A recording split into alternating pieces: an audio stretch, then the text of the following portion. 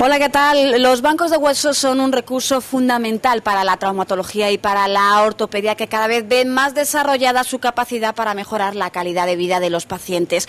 Hoy precisamente vamos a visitar uno de los bancos de huesos más grandes de la Comunidad de Madrid. Nos estamos refiriendo al banco de huesos que se encuentra en el Hospital Universitario Fundación de Alcorcón. Vamos a conocer cuáles son sus movimientos fundamentales, sobre todo cuando hay una cirugía. En breve va a suceder aquí, en el Hospital Universitario de Alcorcón, y para eso nos vamos a encontrar con Javier Martínez Martín. Es el director de este banco de huesos y tejidos, además de jefe del área de cirugía ortopédica, trauma y rehabilitación. ¿Qué tal? Hola, buenos días. Hoy precisamente necesitáis un hueso porque se va a proceder a una cirugía en este hospital.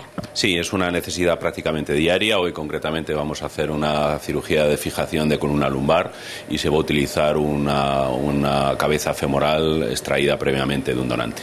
Desde el año 1999, además, estáis haciendo esto aquí en Alcorcón. Sí, fuimos uno de los primeros bancos de huesos de Madrid, como bien has dicho, y nosotros desde el año 99 y con una normativa estricta de selección de donantes y en el procedimiento del proceso de todas las piezas, estamos facilitando tejidos a todos los hospitales de dentro y de fuera de Madrid que nos lo solicitan. Claro, porque ¿en qué consiste? Vamos primero, como siempre decimos, a situar a los espectadores. ¿En qué consiste un banco de huesos? Porque así dicho tal cual resulta un poco frío, ¿no? Sí, un banco de huesos no es un banco.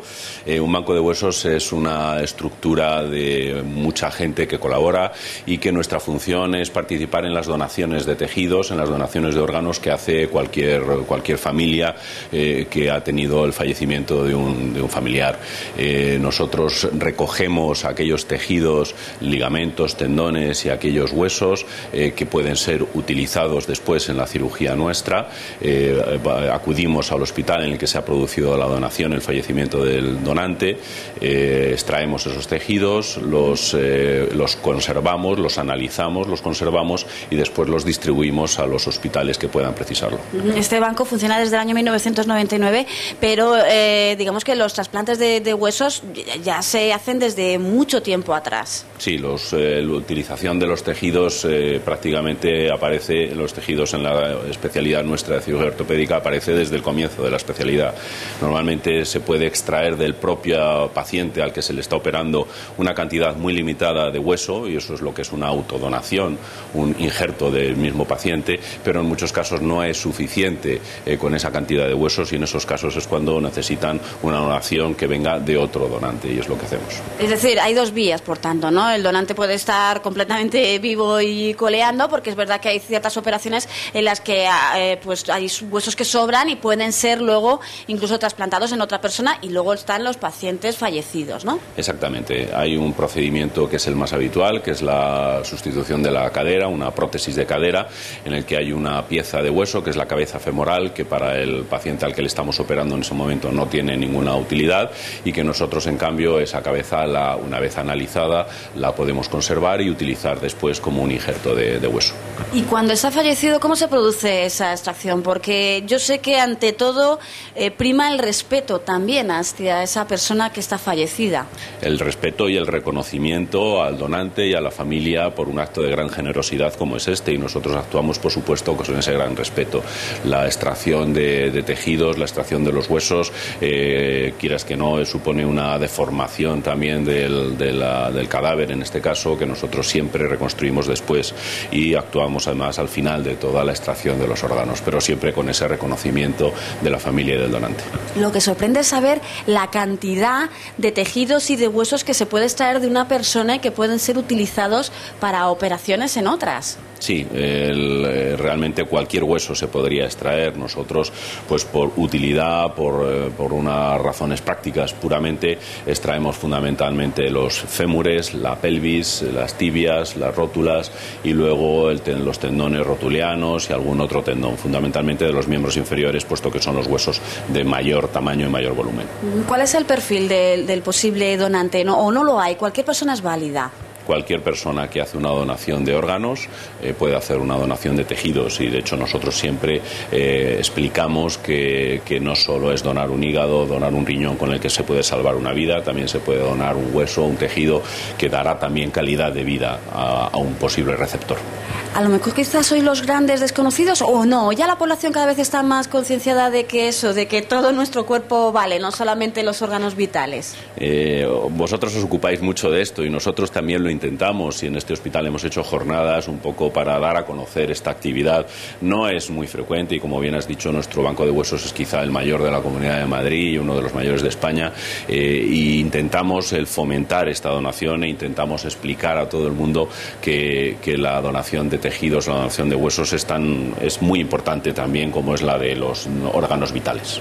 Pues vamos a ir reconstruyendo ahora otra cuestión, es decir, el paso a paso desde que, bueno, pues os llega la noticia de que una persona ha fallecido, que es donante, que le podéis extraer los huesos. A partir de ahí, ¿qué es lo que va sucediendo? Bueno, en primer lugar, nosotros valoramos al posible donante. Somos muy exigentes a la hora de aceptar un donante.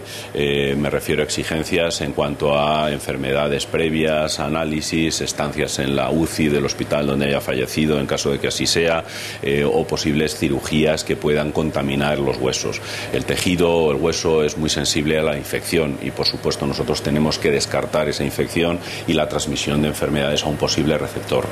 Una vez que hemos valorado con el coordinador de trasplantes del hospital donde está el donante o el posible donante, una vez que hemos valorado a ese donante y nos parece adecuado, entonces se mueve un equipo humano de entre 10, alrededor de unas 10 personas, equipo humano que son médicos, cirujanos, son auxiliares, son enfermeras, son personal administrativo, y que se desplaza hasta el hospital donde se va a hacer la donación, realiza 2 intervenciones quirúrgicas realmente sobre el cuerpo del donante, y una vez que se han extraído esas piezas se traen rápidamente también a nuestro hospital, y guardamos las piezas en congeladores a menos 80 grados.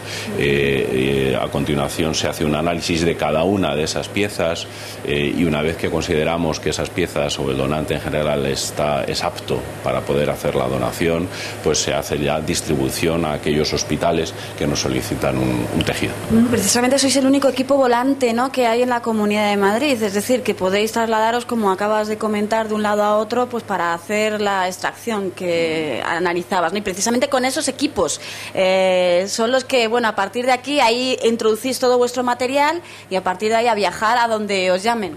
Exactamente, nosotros nos hemos desplazado y nos hemos movido por toda la Comunidad de Madrid, pero también hemos ido a Guadalajara o hemos ido a Toledo, y aquello donde por distancias nos lo permite nos hemos desplazado.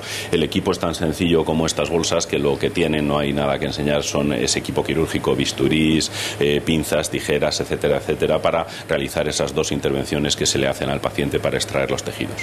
Ahora mismo, ¿en qué sala estamos? Porque aquí es donde, bueno, hay 2 salas importantísimas. Esta es la primera. Aquí es donde se almacenan muchas de las cosas que obviamente necesitáis para vuestro trabajo. Sí, lo que es el banco de huesos se organiza en 3 salas. En unas es donde están los congeladores a menos 80 grados, en las que están los tejidos que son los que después se distribuyen, y luego una sala de administración. Y aquí veis pues 2 de los congeladores que utilizamos, ¿de acuerdo? Si queréis vemos uno en directo, lo abrimos. Y veis estas piezas, estas cajas. Esto, por ejemplo, es un tejido que está para distribuirse próximamente a un hospital que nos lo ha solicitado, y estas bolsas que veis es donde están los tejidos almacenados. Este otro pues también tiene lo mismo, tejidos almacenados. Todos están organizados, numerados en estas cestas que veis, y que, si levantamos el papelito, cada una de estas bolsitas pequeñitas contienen una pieza de tejido, de hueso o de tendón, pues que hemos extraído del donante. Todas tienen un código de barras que identifica cada una de esas piezas, puesto que es imprescindible la trazabilidad, el seguimiento de las piezas desde que se extraen hasta que un receptor recibe la pieza. Pero muchos espectadores a lo mejor se sentirán un tanto decepcionados, en el sentido de, pues si no vamos a ver ningún hueso, va a ser imposible, porque es que están perfectamente embalados de tal manera que no se estropeen. Explíquenos, porque además es que es un proceso concienzudo, o sea, no es como envolver un regalo, ni mucho menos.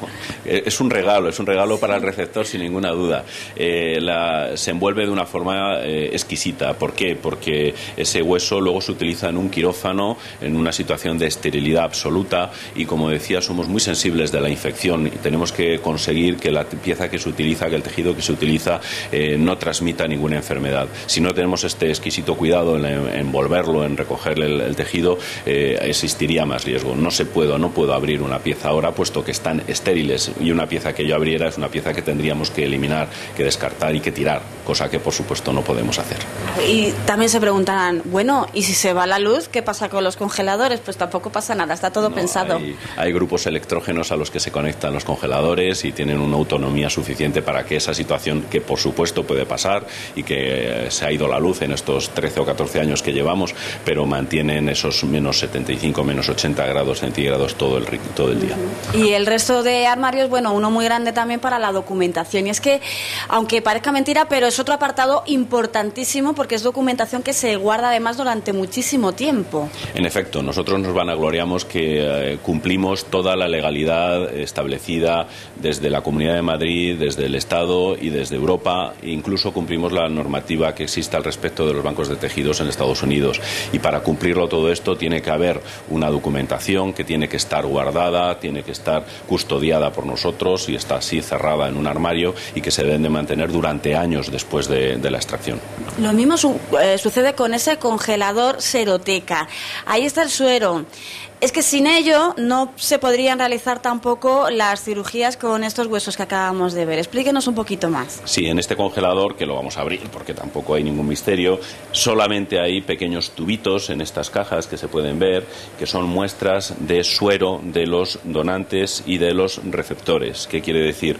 Cuando un paciente necesita un hueso, nosotros tenemos que sacarle una muestra de sangre antes de colocarle el injerto para comprobar que no tiene ninguna enfermedad, y por si al cabo de muchos años surgiera la posibilidad de una enfermedad nueva, valorar si esa la tenía antes de colocar el injerto, por si fuera el injerto el responsable, cosa que no ha sucedido nunca, el injerto fuera responsable de esa transmisión de una enfermedad. Y en lo alto de este armario también vemos algo importante. Antes hablaba el respeto al paciente, el que, bueno, tiene que quedar también tal cual. Si se le quitan los huesos, ¿cómo se le deja tal cual? Pues yo creo que este es el elemento más útil, ¿no? Sí, esto es un poco a lo mejor morboso, pero ese respeto es la realidad. Es la realidad, ese respeto al donante y ese respeto a ese cuerpo que ha donado uno de sus huesos, supone que necesita una reconstrucción. La reconstrucción es volver a dar esa rigidez que tiene un brazo, una pierna, pues bueno, con estas barras, que es lo más adecuado porque se adapta a la longitud del miembro que hemos operado, al que le hemos quitado un hueso, de modo que cuando devolvemos el cuerpo a la familia, pues no hay una deformación estética importante.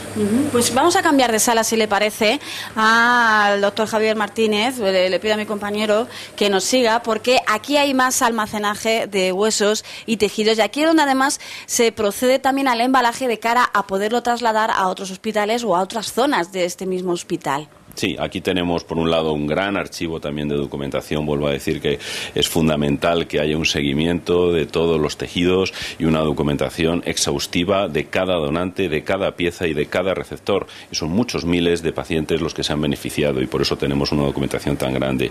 Y luego pues tenemos lo que son las cajas habituales en las que enviamos los tejidos. Las cajas son cajas sencillas en las que